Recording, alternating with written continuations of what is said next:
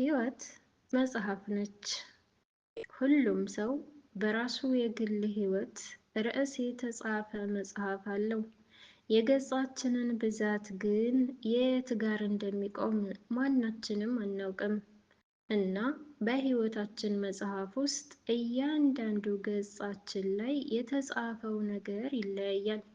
የደስታ፣ የሐዘን፣ የመሳቅ፣ የማልቀስ፣ የማግኘት፣ የማጣት፣ የመውደድ፣ የመጠላት፣ የመውደቅ፣ የመነሳት፣ የጠብ፣ የመታረቅ፣ የመሄድ፣ የመምጣት፣ የፈታ፣ የድብርት፣ የማትረፍ፣ የመክሰር፣ የመውደቅ፣ የስኬት ብቻ ብዙ አይነት የህይወት ውጣ ውረዶች በገጾቹ ውስጥ ተጽፈውበታል።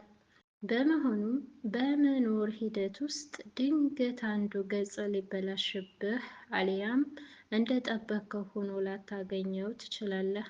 ነገር ግን ያ ሆነ ብለህ ቶሎ ተስፋ መቁረጥ የለብህም። ይልቅ በትዕግስት እለፍና ቀጣዩን ገጽ ለመግለጽና ለመኖር ሞክር።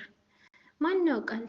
አዲስ የምትጽፈው የህይወት ገጽ የተሻለና አንተ የምትፈልገው አይነት ሆኖ ያለፈውን መጥፎ ገጽ ቢያስረሳህስ?